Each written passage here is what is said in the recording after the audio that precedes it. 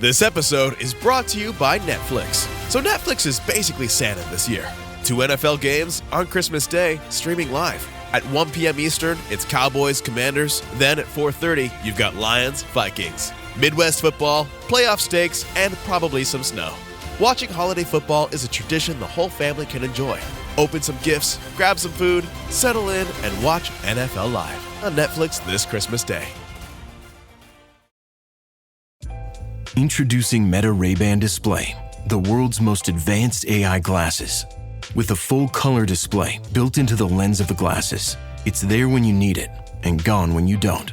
Send and receive messages, translate or caption live conversations, collaborate with Meta AI, and more. Be one of the first to try Meta Ray-Ban Display. Visit meta.com/Meta Ray-Ban Display to book a demo and find your pair. This episode of Ben Franklin's World is brought to you by DelanceyPlace.com. DelanceyPlace.com's free daily emails offer thought-provoking excerpts from history books. For example, one of DelanceyPlace.com's emails contained an excerpt from Eric Shellrus' An Age of Infidels. The email highlighted that between the 1770s and 1830s, many Americans proclaimed a belief in deism. Deists believed in 2 basic points. First, they accepted the existence of God, but rejected Trinitarian theology. Second, they denied that the Christian Bible contained a special divine revelation of God's will. Basically, deists rejected supernatural revelation in favor of reason as the only source of true religious knowledge. Today we view theist theology as keeping with the philosophy of the Enlightenment, but at the time, many Christian ministers excoriated deists as heretics and infidels. Sign up for DelanceyPlace.com's free daily emails to receive more thought-provoking quotes and ideas from history books right in your inbox. Text nonfiction to 22828 or visit dp1776.com. Welcome to Ben Franklin's World, a podcast about early American history with Liz Covart. The study of history is key to understanding who we are and how we can affect a better future. Ben Franklin's World will introduce you to historical people and events that have impacted and shaped our present-day world. And now, here's your host, Liz Covart. Hello, and welcome to episode 127 of Ben Franklin's World, the podcast dedicated to helping you learn more about how the people and events of our early American past have shaped the present-day world we live in.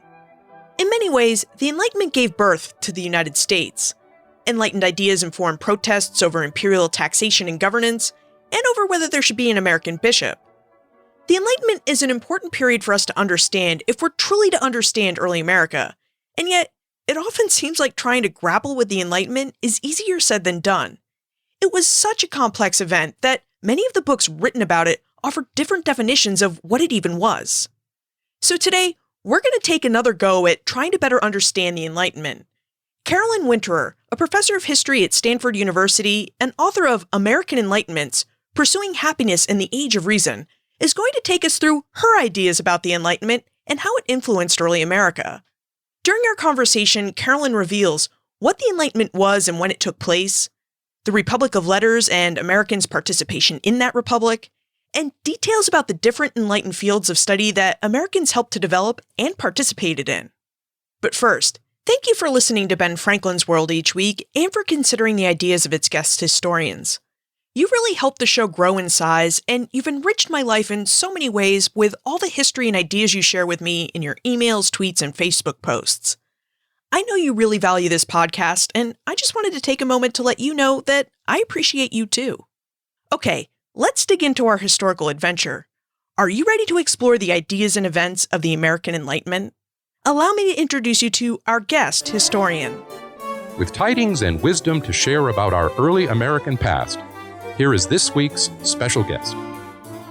Our guest is a professor of American history and the Anthony P. Meyer Family Professor in the Humanities at Stanford University. She's the director of the Stanford Humanities Center and a specialist in American ideas, culture, and political theory prior to 1900. She's the author of 3 books, including The Mirror of Antiquity, American Women in the Classical Tradition, 1750 to 1900, and, most recently, American Enlightenments, Pursuing Happiness in the Age of Reason. Welcome to Ben Franklin's World, Carolyn Winterer. Thank you. I'm pleased to be here. And we're delighted to have you back, Carolyn. And I guess that really means I should have said, welcome back to Ben Franklin's World, because you've been a guest on this podcast before when you were one of our guest historians in that very first episode of the Doing History, How Historians Work series. Yeah, and that was very interesting to talk about how we do history. So I'm really excited to be back on the show. Now, the last time you were here, we discussed why historians study history, and today we're going to talk about your study of history, specifically the Enlightenment. Now, the Enlightenment is a big topic, and we've discussed it on the show before with many other scholars, and every time we've asked one of those scholars what the Enlightenment was, they give us a different answer on all the movements and ideas that comprise the event. So, in keeping with that tradition, would you tell us what you think the Enlightenment was and when it took place? I will. But first I want to start by saying that I began with the same sense of multiplicity of opinions that you just articulated, that when I would teach my students at Stanford about the Enlightenment, I ran across a historiography that had a bunch of scholars all telling me different things about what the Enlightenment was and who was in it and who was not in it and what exactly the ideas were that the Enlightenment consisted of. And it was, in fact, exactly for that reason that I wrote this book, because I became frustrated that no one could pinpoint with any degree of consistency or any sense that they could point to a particular source about what the Enlightenment was. And so I vowed to go behind all of the historiography of the 20th century to look into the 18th century about what people then thought the Enlightenment was. So my definition of Enlightenment in this book is what 18th century people, especially in the Americas, said when they use the word enlightened or the word enlightenment, always with a small e in the 18th century. They always meant two things. They could add to those two things, but they always meant two things at least. One was using human reason to make the world a better place. So human reason as opposed to tradition handed down from popes or kings or any kind of authority from the past. And human reason as opposed to myth or superstition. The second thing that they thought was that they could make the world a better place, that progress was in fact possible. And this was in contrast to prevailing ideas of how history worked. People thought either that the best thing that ever happened was the Garden of Eden, and that having been kicked out of the Garden of Eden for sinning, human beings were destined to decline into a state of sinfulness ever after. Or they thought that, as Republican history told them from ancient Rome onward, history moved in cycles, up and down, up and down, up and down. So what the 18th century saw was an emancipation from those two ideas of what was possible for human beings to do during their time on Earth. And they were the first people who in large numbers began to say, we don't just have to get worse. We don't just have to go up and down in cycles. We can keep getting better all the time. And the way we do that is by applying human reason, our own God-given human reason, for the improvement of society. So in some senses, my definition of enlightenment is one, very simple, and two, it's also coming from the mouths of 18th century people themselves. I'm not adding anything to it. It's just very much from the mouths of my historical actors. Yeah, you noted in your book, American Enlightenments, that you specifically tried to uncover what 18th century Americans thought the Enlightenment, with a small e that is, what it was, and to try and restore their understanding of it to them. So I wonder if you would tell us, how we got so far away from that simple contemporary 18th century definition of the Enlightenment, and how the Enlightenment came to be this complex series of ideas and events that we know it as today. We have a lot at stake in identifying what's going on in the 18th century, especially in the United States, because the founding of our nation occurred at that time. So what happened over the course of the 20th century is that people began to invest this 18th century moment with all kinds of meanings and possibilities and kind of freighted it with significance that it didn't really have. The biggest moment came in the post-World War II era, a kind of a 20 or 30-year period that we can think of as the larger Cold War era, when the totalitarian threat that was being manifested in Europe truly terrified Americans. And this is the first time where we see the term the American Enlightenment, capital E for Enlightenment, being invented. The first book to use it in the title came out in the 1960s. So this was a moment that was invented as a bomb shelter of ideas that would protect Americans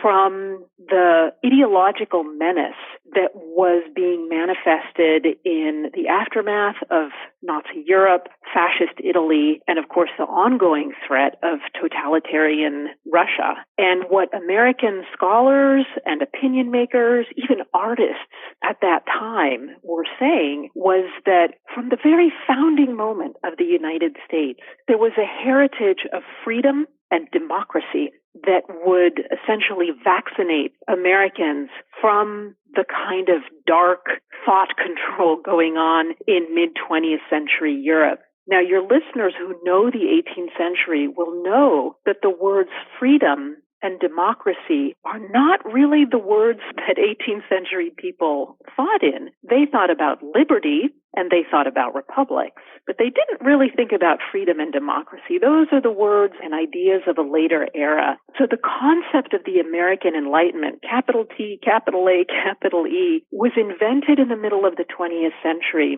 in order to soothe American fears about dark ideologies abroad. When I realized that, which I kind of hesitate to admit was pretty far into the research process, when I realized that this was a modern construction rather than the actuality of the 18th century, that was so liberating because I realized I didn't have to go find some American Enlightenment in the past that didn't exist. And it also explained to me why I would hear such a variety of opinions from my wonderful contemporary colleagues about what the American Enlightenment was.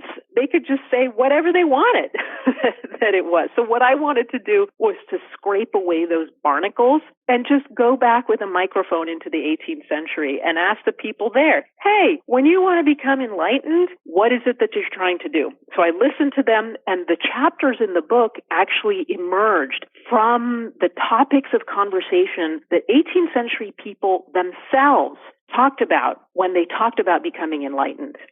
Wow. Talk about an example of how each generation rewrites history to suit its own needs and interests. I mean, the story of the Enlightenment and how we've come to understand it as a complex event is a really interesting story and one that really illustrates that point.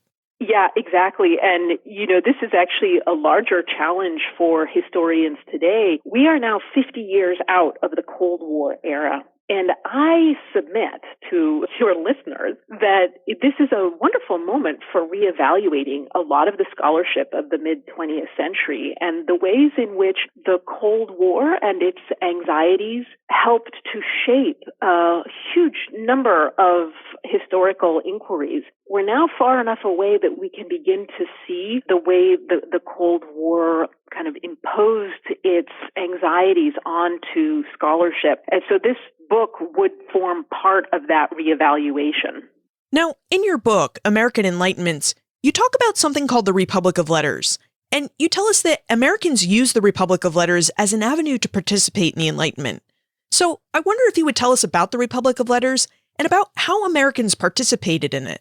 The Republic of Letters was an imaginary community of scholars and artists and other intellectuals that thrived from about the Renaissance until the early 19th century, mostly in Europe, but also in the places that were colonized by Europe during that time. And the Republic of Letters thrived at the very moment when literacy rates were beginning to rise and when paper became more common, as well as the implements that you write on paper with.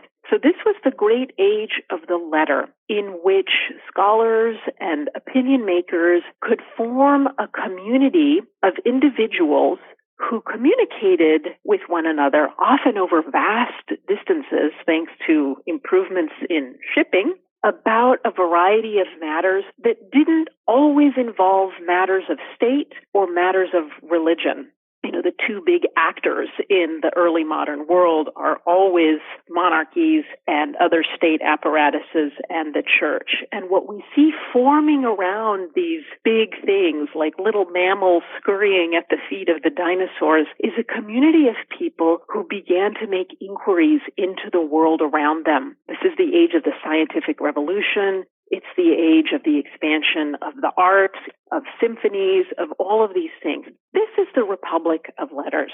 Now, it's based in Europe, but North Americans, during and after the era of English and French and Spanish colonization, begin to participate in that world. So what we find is from the 17th century forward, but especially in the 18th century, people who are colonizing North America are writing to Europe and receiving letters back from Europe about what is happening in the Americas. And the Americas are just so interesting and mysterious to everybody. It's literally a new world for people who arrived there after the native peoples. So this correspondence, most of the Republic of Letters takes place in correspondence, is absolutely brimming with exciting news, observations, all these kinds of things. Some of the people who will come to the mind of your listeners as the great patriots of the American Revolution, Jefferson, Franklin, Madison, they're also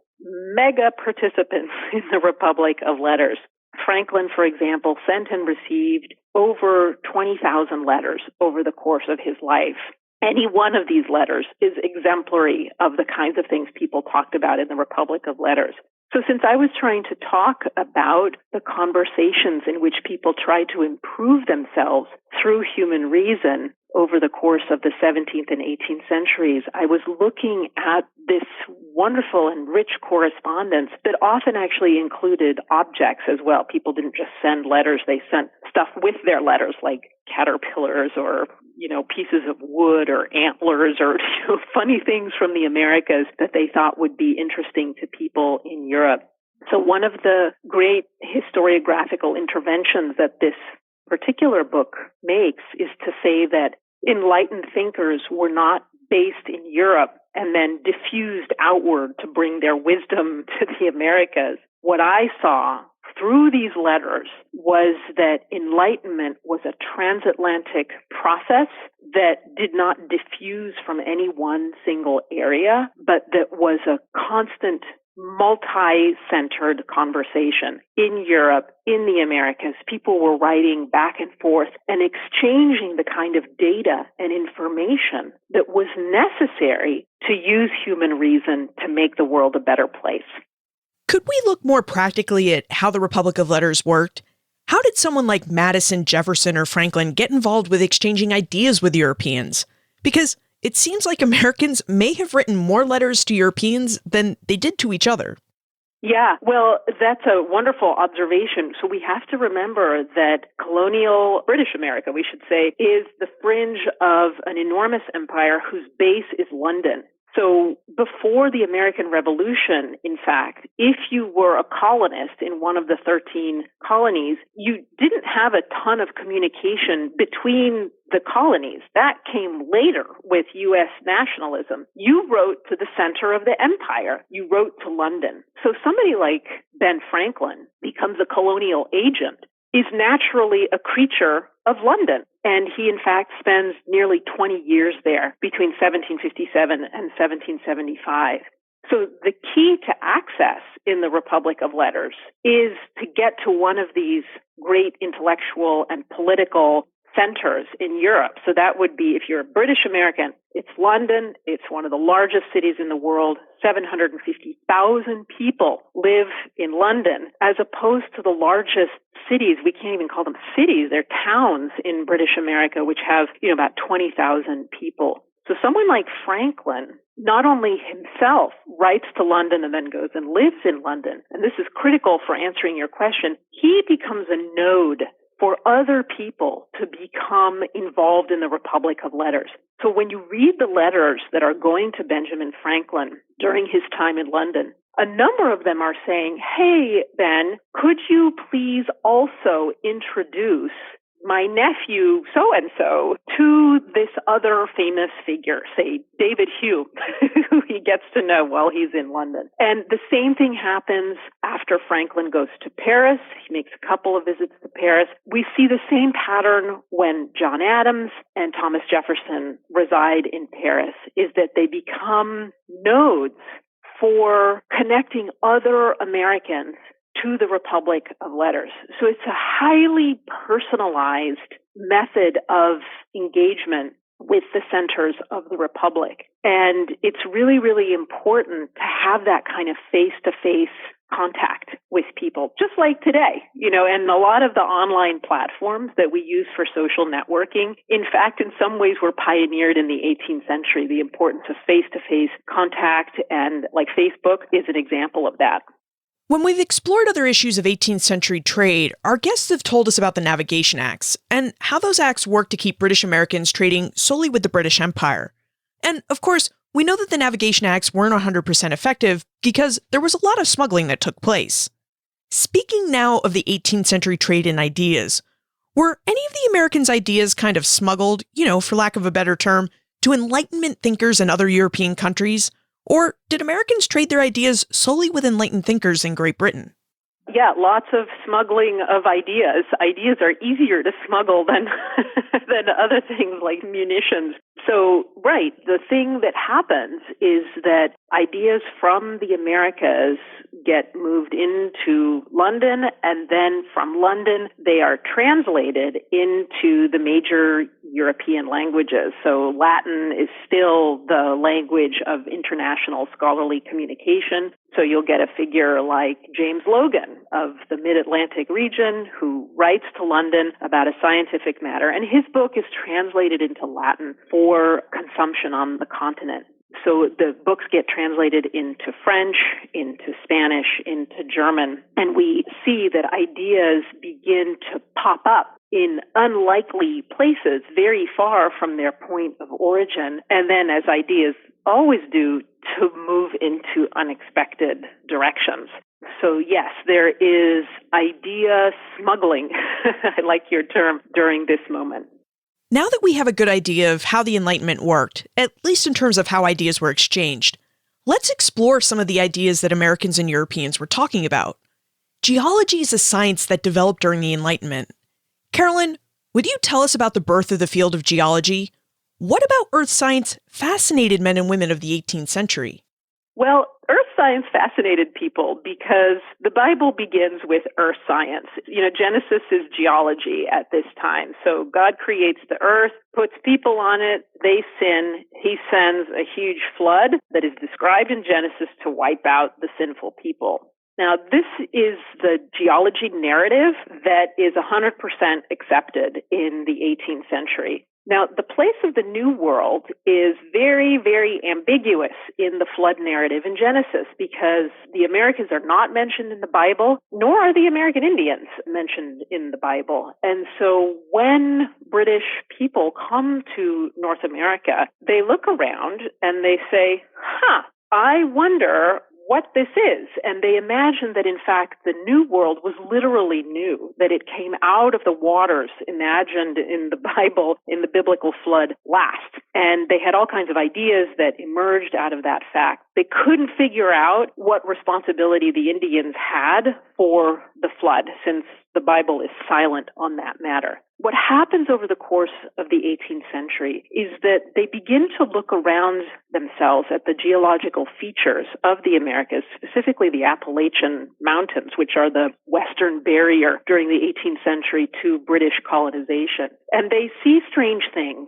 They see, for example, seashells high in the peaks of the Appalachians. And they ask themselves, well, how come there are seashells high in the mountains? And at first they think, well, this is because the biblical flood probably carried shells very high. But then they begin to imagine themselves out of the biblical narratives because they increasingly begin to make less and less sense to them. So what we see over the course of the 18th century, and this is why geology became so important for this book, is that information, data from the Americas is transferred back to Europe and begins to corrode European senses of the truthfulness of the biblical story of the Earth's creation. So it's not just information coming out of Europe that affects America, but it is information from the Americas, the weird fact of finding shells high in the Appalachians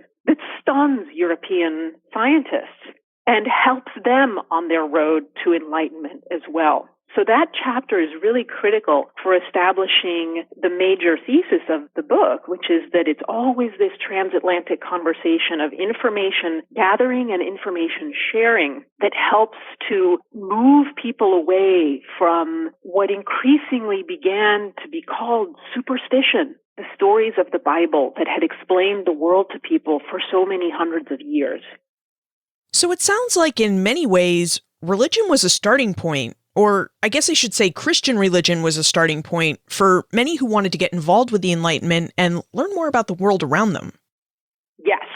We often are asked to teach the Enlightenment as something that is opposed to religion, especially Christianity, but that's not the right way of looking at it. Enlightenment and Christianity, reason and belief are not opposed to one another in the 18th century. It's not possible to imagine your way out of a religious framework in the 18th century. That's the work of the late 19th century. So basically, people are wandering around with various degrees of commitment to the ideas that are expressed in the Bible. What they begin to do, though, is to ask questions about how they know those things in the Bible and how they might use reason and data from the world around them to ask questions about the Bible and about the things that are part of accepted religious dogma.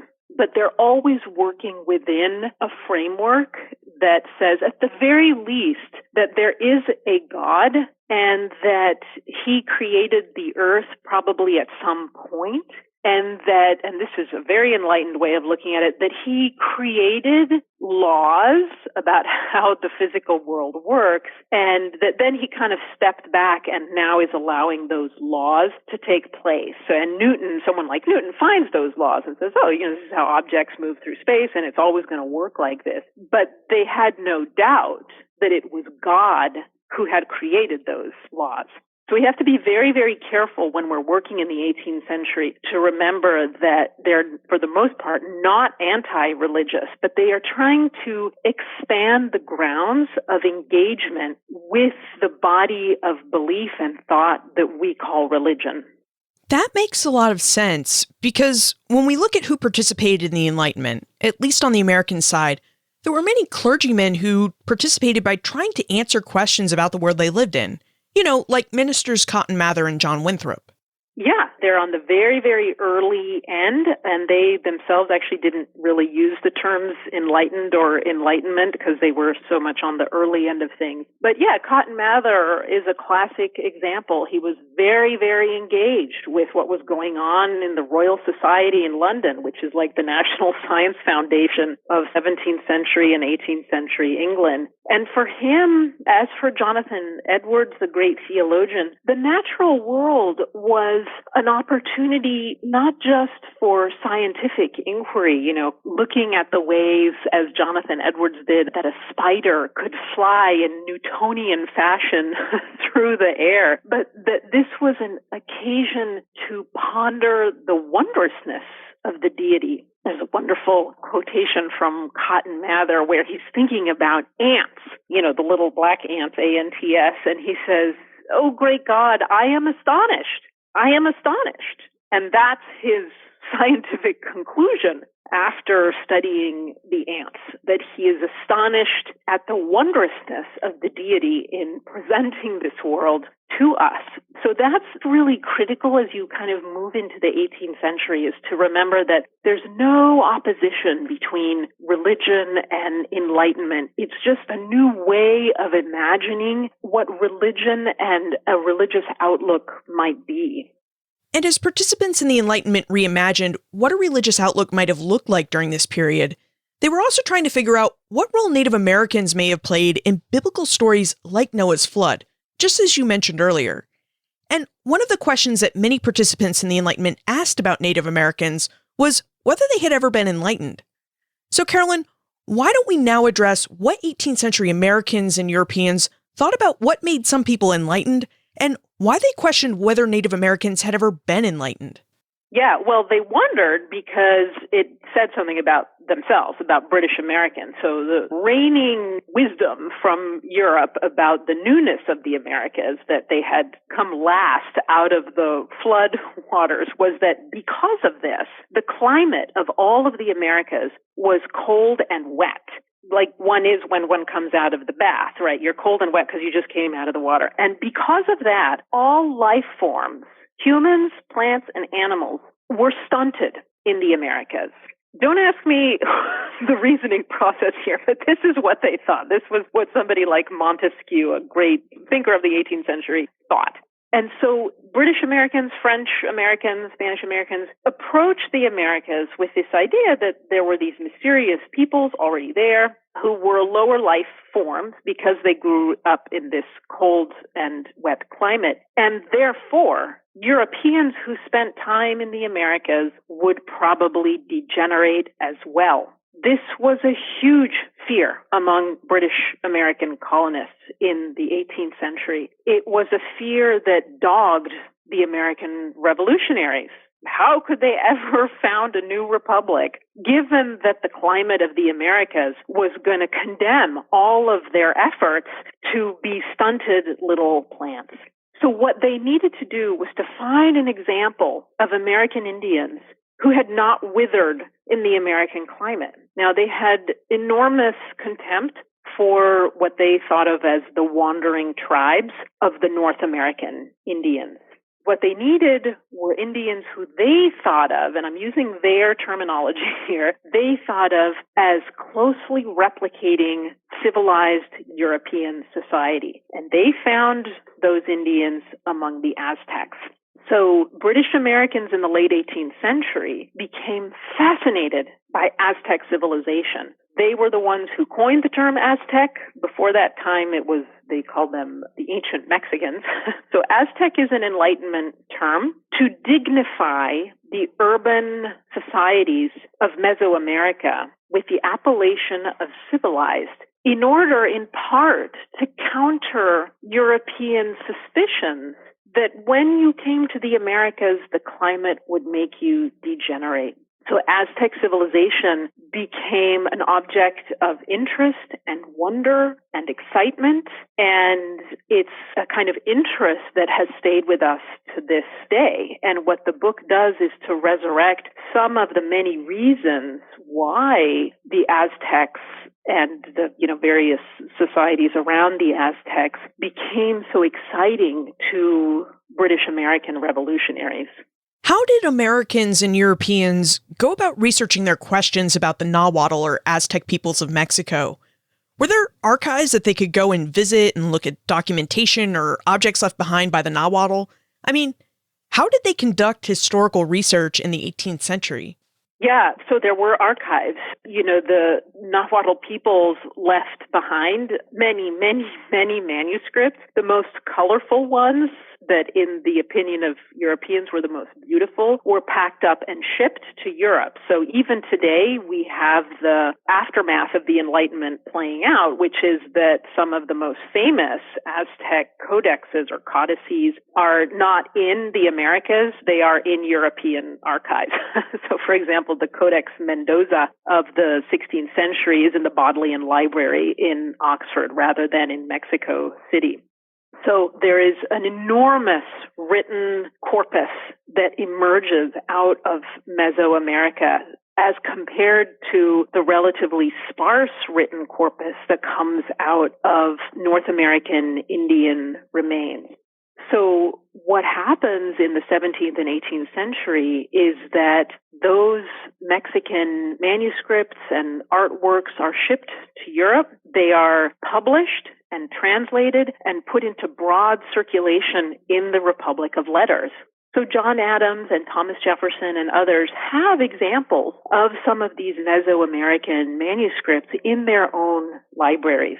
What happens over the course of the 18th century is that a number of Mexican intellectuals based in Mexico City and elsewhere begin to collect archival material and create some of the first archives of the Aztec past. And they begin to communicate for the first time with North American intellectuals about Aztec civilization. So, one of the strange things about European empire building in the New World is that British American and Spanish American empires are very sealed from one another intellectually for a variety of reasons. This begins to break down in the late 18th century. And in fact, the American Philosophical Society in Philadelphia becomes one of the first major repositories for information in North America about what happened and what is happening in Mexico during the 18th century. And, there's manuscripts and all kinds of things. So this is a really key moment in the American Enlightenment, is when some of the intellectual and political barriers between Spanish America and British America begin to break down under the pressure of wanting to know more information about what makes you civilized and what makes you uncivilized. A complementary question to this question of whether or not Native Americans had ever been enlightened or civilized or uncivilized is the early American desire to figure out where Native Americans fit within colonial British America and the later United States. Carolyn, would you tell us about the early American quest to figure out where Native Americans fit within colonial America and American society? Yeah, well, the Constitution requires that you count people to represent them. So suddenly the colonial American counting projects, of which there are many, begin to take on a new political meaning. The American Indians are, labeled as Indians not taxed in the Constitution. And so that opens up all kinds of interesting questions and problems. In the late 18th century, they begin to imagine, as part of the Enlightenment quest to improve human societies, that populations can be improved over time. But you can't improve them, you can't improve populations unless you understand them. And so begins this quest to count and to understand what they begin to call the Indian population. And that term, the Indian population, is coined in 1785 by Ezra Stiles, who is, among other things, the president of Yale University, but also a minister and a great fan of counting a whole bunch of things. But it's very much part of the Enlightenment quest, not just to count the Indians, but to move them out of what they call savagery, which they identify as people who wander around and aren't settled in one place, from savagery to civilization. So those of your listeners who know about Jefferson's ideas and projects for the American Indians will see that this fits right in, that this new idea of population has a social control aspect to it that is critical to the Enlightenment program of what they think of as improvement. We would disagree with that today, of course. But what I wanted to do was to pull out a term that we take for granted today, Indian population, that seems very kind of scientific, seems very straightforward, and to show that it emerged at a particular historical moment. It involved a particular number of historical quests, and that it was far from being innocent. It was extremely important for informing how American Indians were understood and treated during the late 18th and early 19th centuries. Let's turn now to slavery, because for those who participated in the Enlightenment, they generally saw answers to the question of how do we improve society and life? So, how did the Enlightenment and the pursuit of enlightened thinking coexist with slavery? Yeah, that was a difficult question. We imagine today that the only enlightened response to slavery is emancipation. And that, of course, came about in 1865. But what I discovered looking at 18th century ideas about what to do with slavery and what to do with slaves was that there was no consensus about what it meant to be enlightened about slavery. And, the 18th century is the first moment in history because slavery is a very, very old institution, thousands of years old. It follows the human condition everywhere. The 18th century is the first moment when a growing number of voices begin to cry out that this institution is not just bad for some reasons, like it's dangerous or it's unchristian or whatever, but that it is morally wrong to hold slaves. And this later gets known as the abolitionist movement. So some people who thought that they were enlightened about slavery, and again, I'm using their terminology here, said, we really just need to emancipate the slaves because that is the only enlightened way of dealing with this moral scourge. But there were others who said, well, now hang on a sec here. Why don't we just treat our slaves better? This is enlightened because it means then we don't have to confront what is potentially a larger problem, which is the emancipation of millions of people simultaneously, which will create all kinds of social disruptions in our society and imperil the body politic. So we will be enlightened by not endangering the body politic and simply treating our slaves in a more humane way.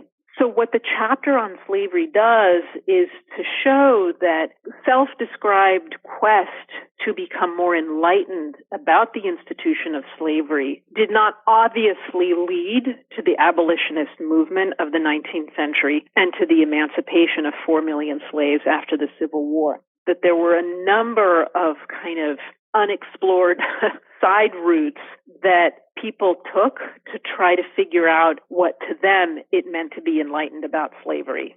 Yeah, it seemed in your book like there were examples of men like St. George Tucker and Joseph Learned who used the Enlightenment to explain both why society should abolish slavery and emancipate the slaves, and why slavery was a good and helpful institution.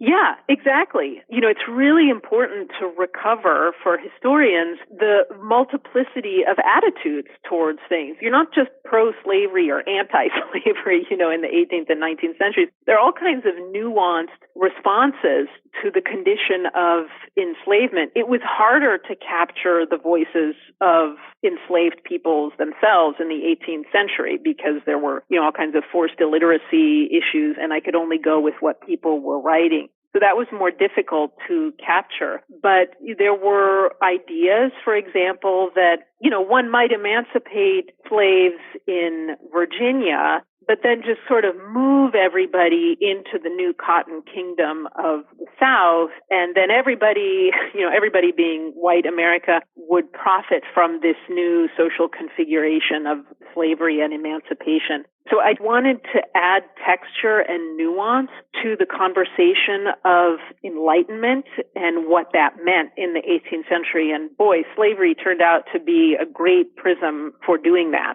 When we read books and articles about the American Revolution, many of them discuss how that event, the Revolution, was an enlightened event, because it was about Americans who were enlightened and who overthrew a despotic monarch in favor of enlightened self-rule. Carolyn, would you help us recover the real story of what happened here? I mean, did 18th century Americans view and understand the American Revolution as an enlightened event? And was there any tension that existed at all between the Enlightenment and monarchy? Because my understanding of European history, which is where a lot of the Enlightenment took place, is that, with the exception of the Swiss and the Dutch, every other land had a monarch. Everybody has a monarch, and some of them still do today. So one of the things I wanted to do was to get us off our patriotic high horse as Americans and to say, look, in the late 18th century, a lot of people still think that monarchy is a really great idea. And we can't just brand them loyalists and forget about them. And people think that monarchy is a great idea for a lot of really great and compelling reasons.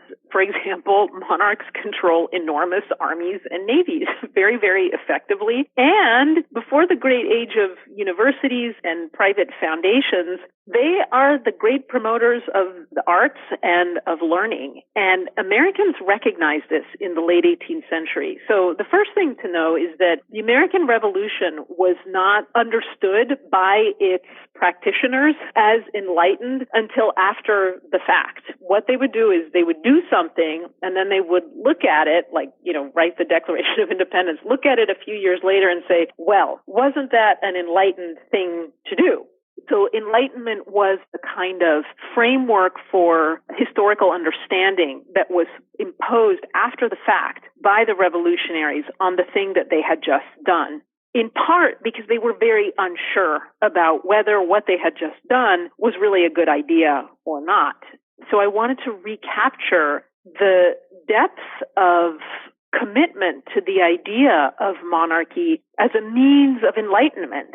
Many people in Britain describe their nation as the most enlightened in the world.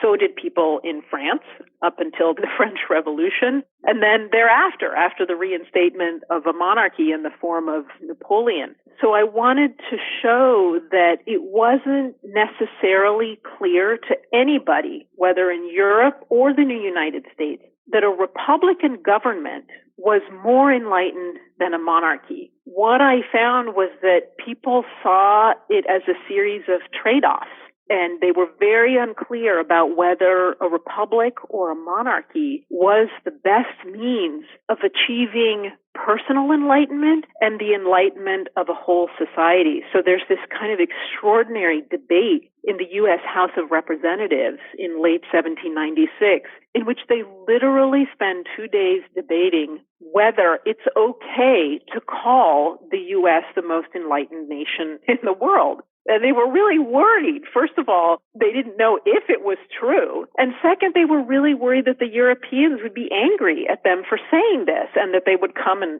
clobber them, which they weren't so far off in thinking would happen. But they were unsure. And that uncertainty can help us to understand the whole process of enlightenment in British America that I uncovered. It's not a moment of national certainty the way it began to be painted during the Cold War, during the invention of this idea of the American Enlightenment, which is this kind of mythical golden age of certainty and freedom and patriotism and all of that. In fact, enlightenment is a form of uncertainty and doubt and questioning.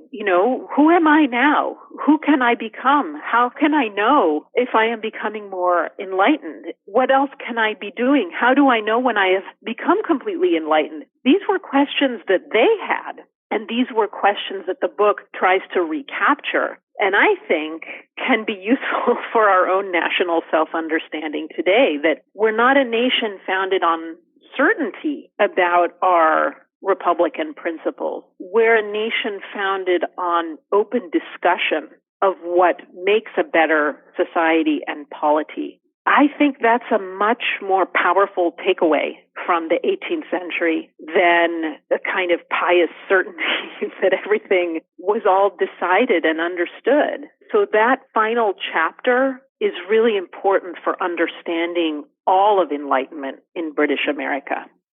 I wonder if you would expand upon your last point a bit more, because your book, American Enlightenments, really does try to explain the Enlightenment as an ongoing process. Did that process ever end? Because if I just heard you right, it seems like you're saying that the process of the Enlightenment continues on in many ways as we interact with our own democracy and government in our own present day. Yeah, the standard dogma has been that the Enlightenment ended around 1820 or 1830, maybe even a little before, as the rising forces of evangelical Protestantism and Romanticism, withered the delicate tendrils of reason and progress of the Enlightenment. That was also a Cold War narrative, and I found zero evidence for that kind of narrative. What I found was that people just kept wanting to be enlightened, but that over time it became a non-controversial idea. Yeah, of course, everybody wants reform, everybody wants enlightenment. That's good. It kind of gets folded into the national self-understanding, especially as Americans see themselves as a people of progress. I became acutely aware of our modern conversations about enlightenment. And, everybody today wants to be enlightened. I couldn't find a single person who didn't want to be enlightened. I did a kind of survey of a whole bunch of newspapers and magazines of the last 6 years, and the discourse of enlightenment has spread to include everything, recycling, gay rights, you name it. People wrap it in the conversation of enlightenment. So we still want to become enlightened. We have somewhat different understandings today of what it means to be enlightened, and those are important to attend to. So that's why the book ends on a note of uncertainty, saying that, Americans don't know whether they have achieved enlightenment. It is an ongoing process. It wasn't an era of American history that closed. It is part of the national fabric of American self-understanding. And that makes America very different from Europe, where Americans see themselves as being kind of on the tail end of a beautiful story of ongoing and upward enlightenment. And when we don't achieve enlightenment, we think it's a sorry deviation from what the national trajectory should be. We saw an outpouring of that after the Trump election, that this was going to be unenlightened, people said. In Europe, they have a much darker view of the heritage of the Enlightenment.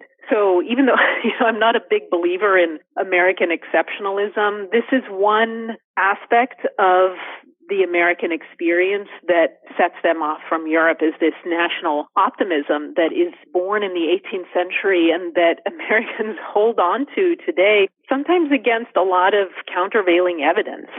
When we started our conversation, you described the Enlightenment for people of the 18th century as a series of events with a little e. And during the Cold War, that series of events became the Enlightenment with the big E. And it seems like today, we Americans have gone back to viewing the Enlightenment with an 18th century viewpoint as a series of events with a little e. That is a beautiful encapsulation of the book. Thank you for that. Let's move into the time warp. This is a fun segment of the show where we ask you a hypothetical history question about what might have happened if something had occurred differently or if someone had acted differently.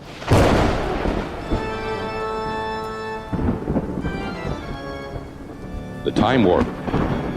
Historians can't predict the future, but they can speculate about what might have been. In your opinion, what might have happened if the United States had not achieved its independence from Great Britain? How would the lack of an independent United States have changed the Enlightenment and its American counterparts? Oh, well, off the top of my head, I would say that it would have enabled an even more expansive articulation of the enlightening qualities of monarchical rule. Americans today do not call themselves monarchists, but you wouldn't know it for all they watch Downton Abbey and watch what the Queen is wearing and this and that. I think that if the U.S. had not happened, that if the colonies had remained colonies, that the enlightening benefits of monarchy would have been allowed to play out a lot more. And that would have been a really, really interesting thing to see happen, at least from the standpoint of an intellectual historian. So we might have had a national university, which we do not now because of Republican thinking that it was unenlightened to do so. And who knows what other cultural formations would have come about. So I would watch that with great interest. So Carolyn, now that you've attempted to restore what 18th century Americans thought about the Enlightenment, what aspect of history are you researching and writing about now? Well, now I'm starting a new book project that actually emerges from the geology chapter. It's the untold story of how the New World became old. Americans and everybody thought that the New World was literally the newest world in the 18th century. But by 1920, it was widely understood that North America, especially Canada, was the site of some of the most ancient rocks in the world. millions, possibly billions of years old, and that antiquity was one of the things that made America great. Yellowstone National Park is the product of that late 19th century assessment that really old rocks are what makes America great. So I want to tell that story. And it's very fascinating. It involves the first discovery of climate change and all kinds of things. So that's the next project, How the New World Became Old. That sounds like a fun project. Now, where can we find more information about you and how we can contact you if we still have questions about your geology project or the American Enlightenment? Well, if you Google me, the first thing that comes up apparently is my Stanford webpage, and my email is there, and any other information that a normal person would want to know, including a CV. So, and of course, the new book itself is on Yale University Press's website and Amazon or whatever website people might want, and hopefully people will be interested. Carolyn Winterer, thank you so much for joining us here again on Ben Franklin's World and for taking us through some of the events of the American Enlightenments. Great. Well, I enjoyed it too. Thanks, Liz. When early Americans discussed the Enlightenment, they always meant two things. First, using reason as opposed to myth or superstition to make the world a better place. And second, that they had it within their power to make the world a better place. As Carolyn revealed, the Enlightenment and its focus on human reason gave Americans permission to see what it was possible for human beings to achieve. And these early American human beings achieved a lot. Americans helped invent the field of geology, they made major strides in the development of the study of demography, and they started to grapple with the tough questions that slavery posed for society. Americans' enlightened ideas about the world also gave rise to the American Revolution. Today we recognize this event as taking place during the Enlightenment, but at the time, participants only stopped to consider whether the revolution had been part of the Enlightenment after the event took place. And such is the nature of history in the present, right? We live in the present and only really reflect on that present after it's already happened. And I guess we could say the same about the Enlightenment, too. The people who lived through and participated in it recognized that they were taking part in important ideas and events. But as they were taking part in them, they really had no idea how important the Enlightenment's ideas and events would be. In fact, it's also possible that they had no idea when the age of the Enlightenment would end. And as Carolyn just told us, it's quite possible that we're still participating in the Enlightenment today, just by discussing and continually shaping the ideas and philosophies that came out of it. Look for more information about Carolyn, her book American Enlightenments, plus notes for everything we talked about today on the show notes page, benfranklinsworld.com/127. If you enjoy thinking about history and new ideas, sign up for DelanceyPlace.com's free daily email with excerpts and ideas from history books. Text nonfiction to 22828 or visit dp1776.com to sign up. And thank you, DelanceyPlace.com, for sponsoring today's episode. Finally, do you think the Enlightenment has ended, or do you think it's still ongoing? Send your answers to liz@benfranklinsworld.com, tweet me @LizCovart, or post a comment on the show notes page or in our listener community on Facebook. And remember, never leave till tomorrow that which you can do today. Are you interested in the parts of history that remain a mystery? Do you want to learn more about the historical myths and misconceptions used to prop up false belief today? I'm Nathaniel Lloyd. In my podcast, Historical Blindness, I delve into all of these topics, sharing puzzling tales from the past and examining hoaxes, conspiracy theories, and misremembered events that provide insight into modern politics and religion. New episodes every 2 weeks. Find Historical Blindness on most podcast players and platforms. As a longtime foreign correspondent, I've worked in lots of places, but nowhere as important to the world as China. I'm Jane Perlez, former Beijing bureau chief for the New York Times. In our third season of Face Off, the US versus China, we'll explore some of the biggest issues dividing these global powers today. Trump and Xi Jinping, AI, China's growing military might, and also robots. New episodes of Face Off are available now, wherever you get your podcasts.